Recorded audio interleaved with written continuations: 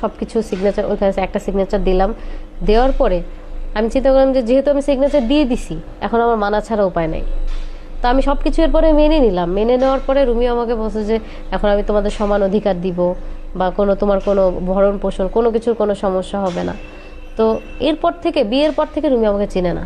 গ্রেফতারের পর অনন্যার দেয়া 7 শর্তের অঙ্গীকারনামায় মুক্তি মেলে রুমির। তাদের বিয়ে বলবৎ থাকা, ভবিষ্যতের জন্য 20 লাখ টাকার এফডিআর সহ নিয়মিত ভরণ পোষণের শর্ত আছে রুমির স্বাক্ষর করা সেই অঙ্গীকারনামায়। কিন্তু এখনো পর্যন্ত সেই শর্তের একটিও মানেনি রুমি। এবার রুমির ভাষ্য জানতে তার বাসায় যায় চ্যানেল 24। তার অভিযোগ, অঙ্গীকারনামায় সেই সই নেওয়া হয়েছে জোর করে। 7টা শর্তই ফালতু, কারণ হচ্ছে হলো টোটাল না, সিগনেচার আমাকে জোর করে করাইছে, ব্ল্যাকমেল করছে। আমার আম্মারে একটা কেস দিয়া পলাতক আসামি হিসেবে আমার আম্মারে ঘুরে দিয়েছে। শর্ত না মানলেও একটা সময় রুমি অনন্যাকে বিকল্প প্রস্তাব দেন, কিন্তু তাতে লঙ্ঘন হয় 1 নম্বর শর্ত।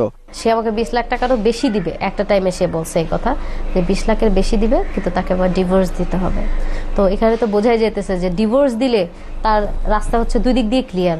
এক হচ্ছে আমি থাকতেছি না, আমি না থাকা সত্ত্বে সে আমেরিকান সিটিজেন পেয়ে যাচ্ছে, কামরুন তাকে সিটিজেন দিতে পারবে।